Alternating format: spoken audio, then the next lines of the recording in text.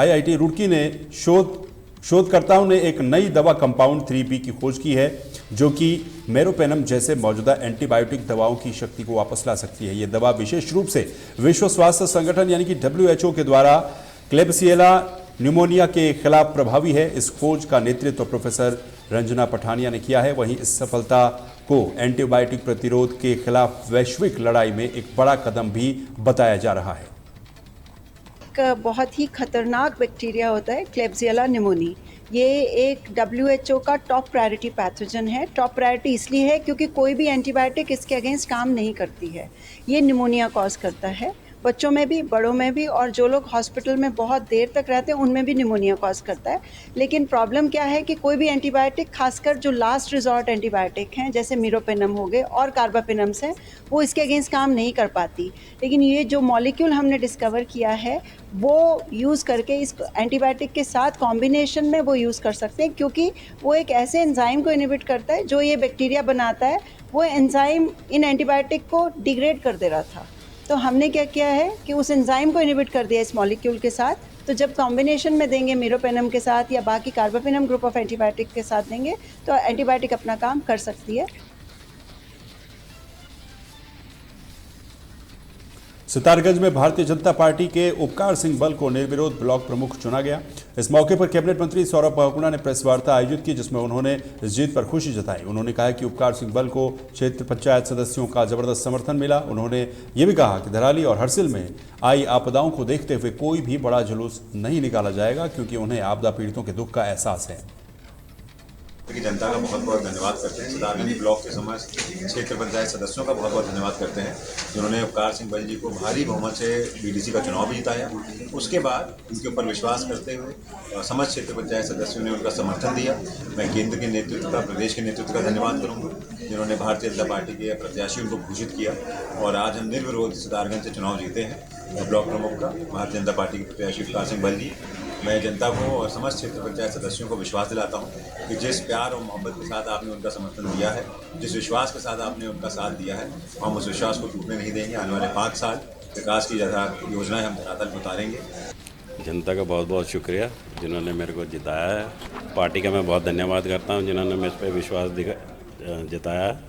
सबकी उम्मीदों पे खरा उतरूँगा और माननीय मंत्री सौरभ बहुगुणा जी का बहुत बहुत धन्यवाद। और आगे हम ये जश्न नहीं मना रहे हैं क्योंकि धराली में जो आपदा आई है उससे बहुत ज़्यादा नुकसान हुआ है।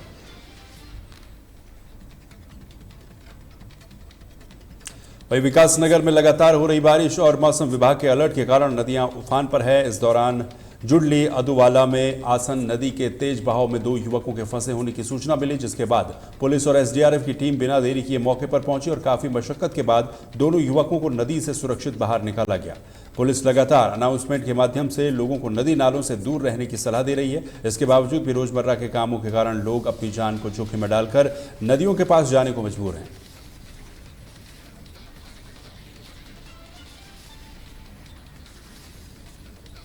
उत्तराखंड में लगातार हो रही बारिश से पहाड़ों से लेकर के मैदान तक स्थिति खराब होती जा रही है। मौसम विभाग ने 15 अगस्त तक भारी बारिश की चेतावनी जारी की है। इसी बीच भगवानपुर विधानसभा नेशनल हाईवे के अंडरपास में जल भराव से हालत बद से बदतर होते जा रहे हैं, जिसे देखने कांग्रेस विधायक ममता राकेश नेशनल हाईवे के अधिकारियों के साथ मौके पर पहुंची। विधायक ने अधिकारियों को चेतावनी दी है कि यदि 3 दिन के भीतर समस्या का समाधान नहीं हुआ तो वो धरने पर बैठेंगे। इस बीच कांग्रेस के युवा नेता अभिषेक राकेश ने भी कहा कि अब नेशनल हाईवे के अधिकारियों को जागने का काम करना चाहिए, नहीं तो पानी में बैठकर धरना दिया जाएगा। सबसे बड़ी गलती NH के अधिकारियों की है, इरिगेशन वालों की है और प्रशासन भी देखे। अगर कहीं जमीन की बात है, जब लैंड का इशू आ रहा है तो प्रशासन वाले से कराएंगे। जहां हमारे सहयोग की आवश्यकता है हम सहयोग करेंगे। निश्चित रूप से पिछले कई सालों से समस्या लगातार बनी हुई है। बरसात में भी NH वाले अधिकारियों के इनके कान नहीं खुलते। इन्होंने पता नहीं कानों में कौन सा तेल डाल रखा है, न इन्हें जनता की आवाज सुनाई देती है और न जनता की तकलीफ दिखाई देती है। मैंने अभी देव हरिद्वार से भी बात की, अगर 3 दिन के अंदर इस समस्या का समाधान न हुआ तो ममता राकेश यही धरना देगी जब तक इस समस्या का समाधान नहीं हुआ। लगभग रात एक जो बीमार था गांव से, उसको एम्बुलेंस बुलाई गई। एम्बुलेंस इसमें बीच में ही रुक गई। उस घटना से हमने ट्रैक्टर लगाया, ट्रैक्टर से उस आदमी को रुड़की भेजा गया। उसके बाद छोटे छोटे बच्चे आते हैं स्कूल से। जब स्कूल के लिए सुबह जाते हैं तो बच्चे, ये तालाब है बराबर में, कुएं फिसल के इसमें डल जाते हैं। सुबह हमने 3 बच्चे निकाले, हमारे गांव के आदमियों ने 3 बच्चे निकाले। ये कैमरे के सामने रिक्शा गिरी, ये सब नहीं देखा। विधायक जी भी थे और जो कर्मचारी नायब तहसीलदार वगैरह सब थे, तो देखा वो ई रिक्शा वाला भी पलट गया, उसको सभी लोगों ने उठाया। और विधायक जी इसी तरह पिछली बार आश्वासन विधायक जी को दिया, इस बार भी विधायक जी ने 3 दिन का अल्टीमेटम दिया कि हम इसी जगह पर धरने पर बैठे। उत्तराखंड के पहाड़ी क्षेत्रों में हो रही लगातार बारिश का असर अब मैदानी इलाकों में भी दिखने लगा है। पिछले 2 दिनों से हरिद्वार में हो रही मूसलाधार बारिश के कारण नदियां और नाले उफान पर हैं, जिसके चलते गंगा नदी का जलस्तर काफी बढ़ गया है। गंगा नदी इस समय 293.10 मीटर पर बह रही है, जबकि इसका चेतावनी स्तर 293 मीटर है, जिसके चलते सिंचाई विभाग ने निचले इलाकों में अलर्ट जारी कर दिया है और लोगों से सुरक्षित स्थानों पर जाने की अपील की जा रही है। जैसे गंगा नदी का जलस्तर बढ़ा है, हरिद्वार में 293.10 मीटर के स्तर पर गंगा जी बह रही है, जो चेतावनी स्तर से 10 सेंटीमीटर ऊपर है और वर्तमान में यहाँ से 1,66,000 क्यूसेक डिस्चार्ज पास हो रहा है। यहाँ पर लगातार हम लोग स्थानीय जिला प्रशासन हरिद्वार, उनके DDMO और इसके अतिरिक्त हम डाउन स्ट्रीम के जनपदों में बिजनौर, नरोरा, कानपुर बैराज, बदायूं जनपद, कासगंज जनपद इत्यादि जनपदों के अधिकारियों के संपर्क में हैं और उनको वाटर लेवल और डिस्चार्ज के संबंध में हर घंटे की सूचना बराबर।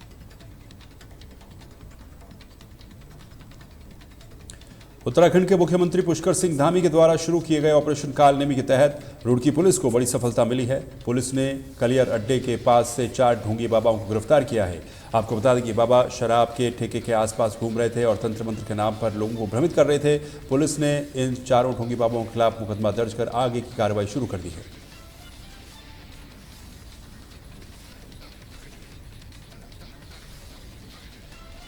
विकासनगर के कुंजा ग्रांड में आसन नदी के बीच फंसे 3 युवकों को SDRF की टीम ने रेस्क्यू ऑपरेशन चलाकर सुरक्षित बाहर निकाल दिया। आपको बता दें कि युवक पशुओं के लिए चारा लेने निकले थे। अचानक नदी का जलस्तर बढ़ने से तीनों युवक एक टापू पर फंस गए। सूचना मिलते ही पुलिस और SDRF की टीम मौके पर पहुंची और तीनों युवकों को सुरक्षित बाहर निकाला गया। इस घटना के बाद एक बार फिर से लोगों को नदी नालों से दूर रहने की चेतावनी दी गई है, क्योंकि लगातार बारिश से नदियों का जलस्तर बढ़ता जा रहा है।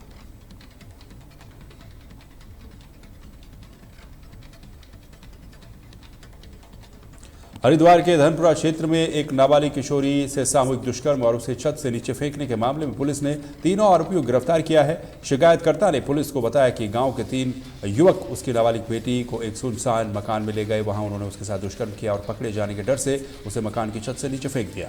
पुलिस ने मामले की गंभीरता को समझते हुए 24 घंटे के अंदर तेजी से कार्रवाई की और तीनों आरोपियों को पकड़ लिया है। थाना पथरी में जैसे ही पुलिस के संज्ञान में ये बात आई थी, तत्काल पुलिस ने इसमें अभियोग पंजीकृत किया था और जो भी इसमें नामजद अभियुक्त थे उनको पुलिस ने तत्काल उनकी धरपकड़ की कोशिशें लगातार हमारी चल रही थी। इसी बीच कल एक जो मुख्य अभियुक्त इस पूरे घटनाक्रम का रहा है, उसकी अरेस्टिंग पुलिस के द्वारा की गई है। देखिए, ये अलग अलग धर्मों से जुड़ा हुआ मामला था और इसमें क्योंकि कानून अपना काम अपने तरीके से करता है और लड़की क्योंकि नाबालिग थी, पोक्सो का अभियोग था, इसलिए पुलिस के द्वारा जो भी विधि सम्मत कार्रवाई की गई है। अभी कोई विवाद की स्थिति नहीं है, कानून व्यवस्था पूरी तरह नियंत्रण में है और पुलिस के द्वारा भी लगातार सभी चीज़ों पर समीक्षा भी की। उत्तराखंड की खबरों में फिलहाल के लिए बस इतना ही। बाकी खबरों के लिए और अपडेट्स के लिए आप बने रहिए तहलका डिजिटल के साथ। नमस्कार।